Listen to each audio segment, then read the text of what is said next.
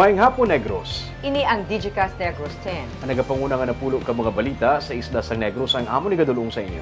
Update ninyo kami via Facebook, YouTube, kag sa Kika Channel 11. Mabatian nyo man kami sa FM station nga 91.1 FMR Bacolod. Kagyari na ang top 10 nga mga balita sa Negros, subong adlaw. 119 ka mga red zones o lugar nga delikado sa sunog sa Bacolod City gina-identify sa BFP. Security guard patay matapos manapakan sa truck samtang nagadala sa motor. Helper sa motorcycle parts store gintiro patay. Franchise ay Negros Power aprobado sa second reading. Kag sa good vibes, mga Bulacan na ang nag-adjust subong nga Valentine's Day. Inatanan sa Digicast Negros X.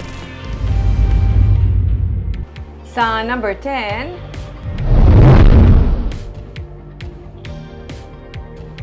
mga PWD ang ginhatagan sang prioridad sa Valentine's Day Job Fair sa Bacolod. Kabahin sa mga nagdugok sa Valentine's Day Job Fair, ang pila ka mga persons with disability nga gintagaan prioridad sang Peso Bacolod sa bulig sang interactive screen nangindako ini nga bulig sa mga kasubong ni Gina Dith Pabuaya nga isa ka deaf nga nangita sang obra. Pagi sa Smart TV sarang ma-access sa mga job seekers ang mga kumpanya nga nagapangita sang ila pagserbisyo. Suno kay Peso Bacolod Coordinator Jovelyn Canoy, may malapit 80 ka mga company ang nakigbahin sa job fair. 12 diri ang nag-hire sang workers para abroad. Masobra 11,000 ka mga job seekers ang target nga mabuligan sa syudad upod sa SM City Bacolod sa job fair. Magapadayon ang Valentine's Day Job Fair tubtubwas sa SMX Convention Center. Companies gidya in fact nga nagasulod sa aton mga job fairs nga ga-open gid sila for PWDs and may ara gid niya company gagatawag sa aton opisina kung may ara ko ng mga applicant ng mga PWDs pwede gid ma-refer sa ila. It's because of the vision ni Mayor Aldi nga ma-digitalize na ang mga processes kag mga services sang gobyerno, so this is part of that risk or step in order for us to really achieve that goal.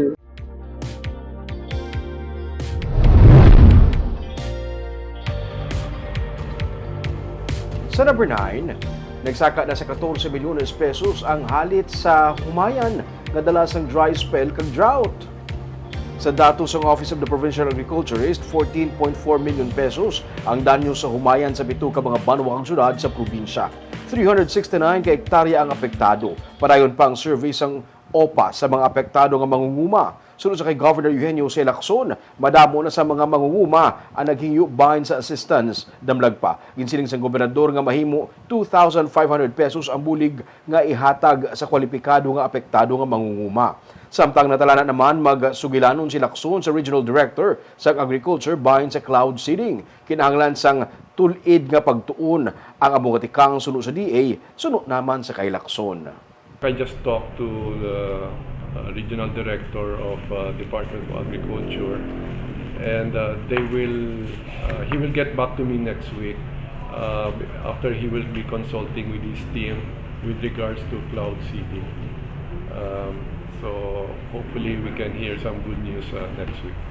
Sila mabayan? We have not the details, but previously what I understand is the DA provides with the plane. And then we might have to provide with manpower and probably the materials.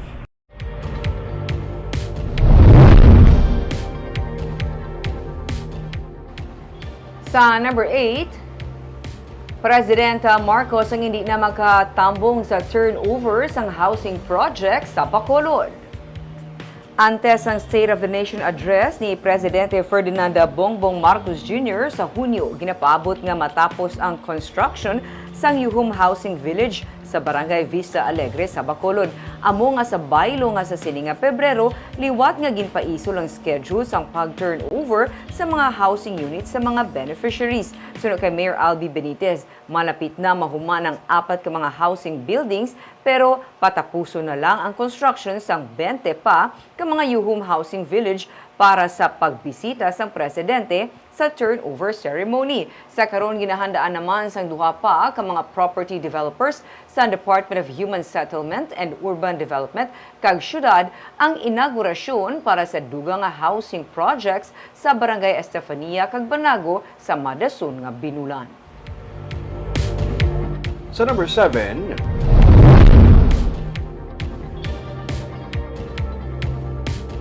security guard na nagadala sa motorsiklo nalapakan sa truck, patay. Patay ang security guard matapos nga malapakan sa truck sa crossing daan Barangay San Teodoro, Banwas ang Binalbagan, pasado alas 6 kainas ang aga. Sunod sa kay Police Major Randy Babor, ang hepe sa Binalbagan PNP. Ang biktima, ginaligar kilala sa kay JM Dayapdapan. Nagasunod siya sa isa pang motorsiklo. Hinali nga nakabunggo ang biktima sa ginasundan sila nga motorsiklo kag nagtabog kag nalapakan sa truck. Giningagaw padala ang biktima sa ospital, apang ginbawian siya sang kabuhi. Sa karon, detained sa Binalbagan PNP ang driver sang truck.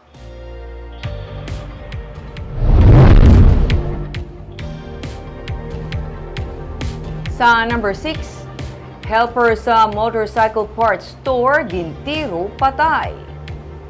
Gintiro ang helper sa isa ka store para sa motorsiklo sa Purok Lampirong Barangay 2, Bacolod City kahapon sang hapon. Ginkilala ang biktima kay Aljan Peña Arroyo, 28 anyos. Sunod sa Station Commander sa Police Station 2, Police Captain Glenn Montaño. Ginpalapitan lamang ang biktima sang suspect kag hinali nga gintiro. Igo sang bala sa dughan kag ulo ang naangkon sang biktima. Suno pa sa pulis, drug user ang biktima. Ginapa-imbestigaran pa karon ang motibo sa krimen kung ini ang may kantanan sa illegal nga droga o kung bangod sa pagpangimon. Suno kay Montaño, may tawo nga nagapangimon sa biktima kag isa man ini sa ila ginalantaw kung may kantanan sa pagtiro sa iya. Padayon pang investigasyon sang PNP.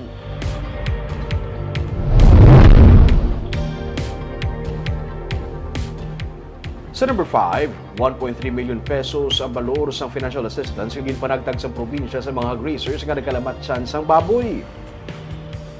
Mga hog raisers gikan sa Valladolid, San Enrique kag Hinigaran ang nagbaton sang assistance nga ginpamunuan ni Negros Occidental Governor Eugenio C. Lacson. Ini sila ang nagkalamatsan sang baboy ay hantugas sang African swine fever kun hog cholera nga damlag pa nag-igo sa mga baboy sa probinsya.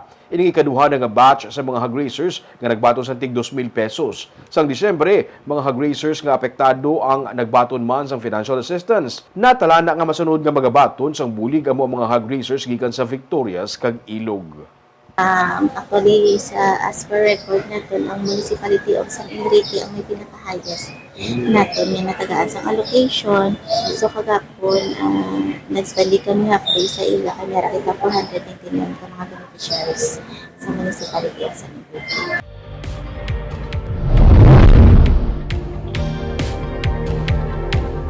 Sa number 4, talakayon pa sa Provincial Peace and Order Council ang pagdeklarar sa stable state of internal peace and security sa probinsya. Inisunod kay Negros Occidental Governor Eugenio Jose Lacson nga nagsiling nga ini ang talakayon pa sa PPOC sa ginapaabot nga pagsapul sini. Ang State of Stable Internal Security kun SIPS sa Isla Sang Negros ang karon pwede na nga formal madeklarar sa nga natungdan nga local chief executives matapos ang mga conditions sini nga nalapod sunod sa commander sang 3rd Infantry Division sang Army. Sa pahayag nga gipagwa ginsiling ni Major General Marion Sison ang SIPS declaration sa isa ka lugar ang mag-attract sang bag-o nga investments, magadugang sang trabaho kag maghatag sang dugang nga mga higayon sa mga Negrense. Ang 3rd Infantry Division ang nag-supervise sa internal security operations sang 6 ka mga Army Battalion sa isla.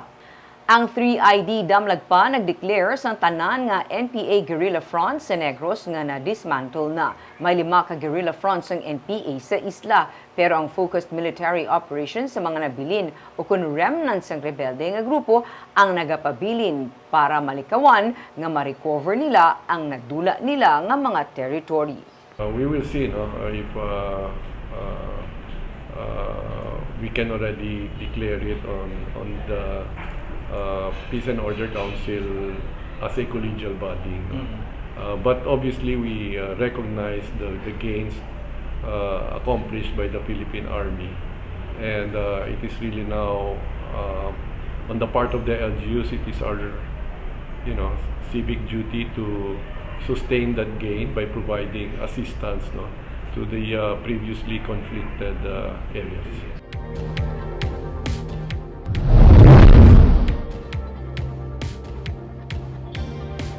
Sa number 3, bitaw head Patrick Lacson na nag-aabi-abi sa dugang towing company kag towing trucks nga magabulig pabaskog sa pagpatuman sang towing ordinance sa Bacolod City. May 3 pa ka mga towing company na nabase sa Manila ang nagaplano nga magpa-accredit sa Bacolod LGU. Gani, ginaabi-abi ini ni bitaw head Patrick Lacson, ilabi na nga nagabalik na sa full implementation ang citywide clamping kag towing operation sa syudad sa Bacolod. Ang Metro Towing Services ang magadugang man sang tow trucks. May plano man ang syudad nga magbakal sa kaugalingon nga tow truck. Ginapaabot ni Lacson nga sa tion nga mayara na sang dugang nga towing service kag equipment, mas madisiplina ang mga driver kag tag-iya sa mga salakyan na gud mapaiway ang mga obstruction sa dalan. Sa number 2,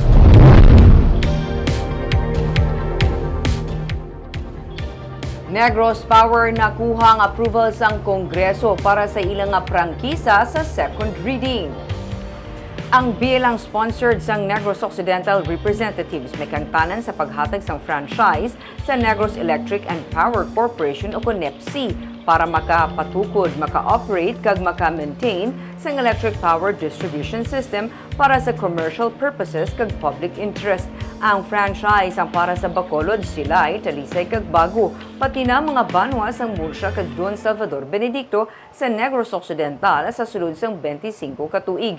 Sa debate sa plenary, ginsiling ni Congressman Gus Tambunting nga amo ang chairman sang Legislative and Franchises Committee nga ang Central Negros Electric Cooperative ang magapanag-iya sa gihapon sang 30% sang NEPC kagantanan nila nga utang kag financial obligations ang pagabayaran pinaagi sa joint venture agreement. Nagpasalig man siya sa mga empleyado nga ang ilang retirement kag separation fee halin sa Seneco ang bayaran pinaagi sa collective bargaining agreement. Sila man ang first preference kung luyag nila mag-apply sa NEPC. Kag sa numero 1 sa mga balita, subong adlaw.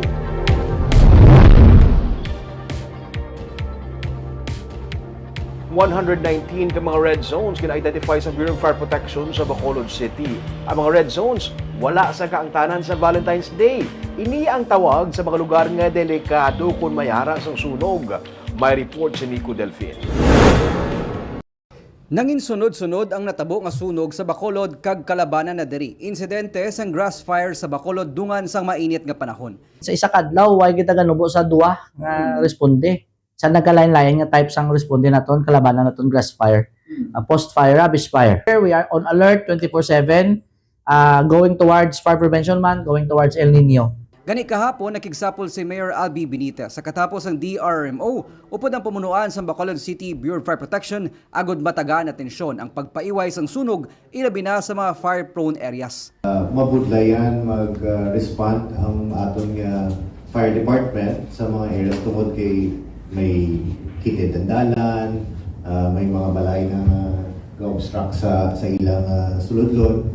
And well, aside from that, kundi nasturyata naman to ang mga fire hydrant na kung operational o hindi.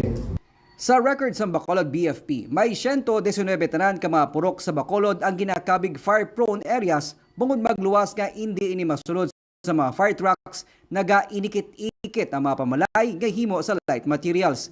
Ini man ang ginatagaan na tensyon sa mga bumbero ilabi na nga tig-ilinit. ang inyo panimalay may kuryente ina, and that is the main cause of our fire incidents sa structure. Continuous nga paghalong among ginalungay naton sa inyo.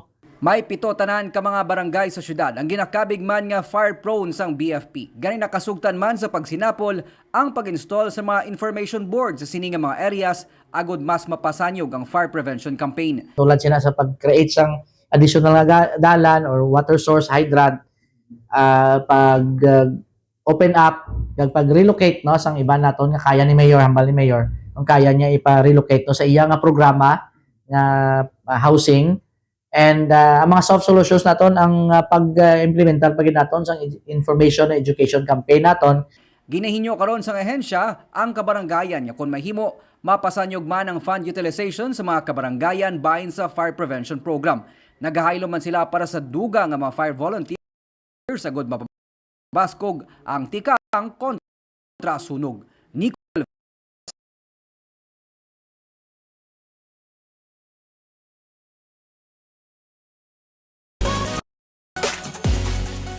Sa Good Vibes, mga manugbulak na karon ang nag-adjust subo nga Valentine's Day. Ang iban sa ila sagwa na mismo sang eskwelahan nagplastar. Kag sa kamahal karon sang Rose, may yara sila sang alternative para diri. May report si Romeo Subaldo. Wala pa mag alas 7 sang aga, masako na sa gwa sang gate sa La Consolacion College, Bacolod. Samtang nagainabot ang mga estudyante, masako man ang pagtanyag sa ilasang bulak sa mga negosyante. Ang iban, pagpanaog sa salakyan, may bitbit na nga daan nga bulak. Ang iban, diri sa mga manugbaligya nagapangita sang pangregalo sa ila kabataan subong nga Valentine's Day. Ang ini nga iloy, masako ang pagpili isang bulak, 3 ang iya estudyante. Tanan sila, pangbaklan niya sang mga bulak para pangregalo sa teachers. Para sa teachers na, ma'am? Yes. Okay. Oh, kumpleto pa ng 3. Isipan na nga. 3 na ang bata ko, sir. 3? 3 gini baklan mo tanan. Ngalibang pa may estudyante ko Valentine's Day. Hindi ini required. Luyag sa mga kabataan nga regaluhan lang ang ilang mga teachers. Ang ini naman nga bata, nagbakal sang flowers para kay crush kag para kay teacher. Balong mo sa iya flowers para kasi na. Sa iya crush, kagay teacher. Wow. Suno sa mga manugbaligya, diri na sila nagaplastar kung Valentine's Day. Kay kun basihan ang nagliligad nga tuig, diri nagakaubos ang ila baligya nga bulak. May 5 tanan para pang estudyante nga presyo gid. Pero may kadi kada Valentine's? Damo di ka bakalaw? Pero dapat ang presyo pang estudyante man may tag 25 pesos, 30 kag 100. Mahal abi katama sang Rose subong. Gani may mga manugbulak nga nag-adjust. Malaysian moms ang bulak kag gibutangan sang plastic nga rose para 100 pesos ang iguan sa sini nga mini bouquet. Kung tuturon ko nga rose, syado ka mahal. Tutuod nga bulak? Hindi sir, kay subong mahal ang ang tutuod na Mas mahal iguan kung magtutuod pa nga rose. So ginasamuan na lang sa rose nga plastic. tapos arya tutuod nga bulak. Pila subong rose aw? Bali 650 ang dosina bilog. Magasto, pero suno sa mga ginikanan okay lang. Kaisama lang sa isa ka tuig, gina-celebrate ang Valentine's Day. Barbas inalipat ang iban sa atin, especially sa mga Katoliko. Hindi lang Valentine's Day, kundi Ash Wednesday man. Kag Ming, of course, happy Valentine's to you. Kag salamat sa Valentine lunch. Gin-treat man kami kaina ha, mga reporters sa Capitol sa grabe. Valentine lunch. Ang mga balita dapat hindi malipat magpuasa gyapon, Barb. Kakomento mga balita sa Negros subong adlaw. Kay man sa panahon karon importante nga may ihibalo ka sa nagakatabo sa imo nga palibot. Pero dapat balanse kag eksakto mga impormasyon. Padayon kami nga magapangalagad sa Negrosanon. Ako si Barbara Mijares. Tugtog sa buwas ako naman si Romeo Subaldo, mayong hapon.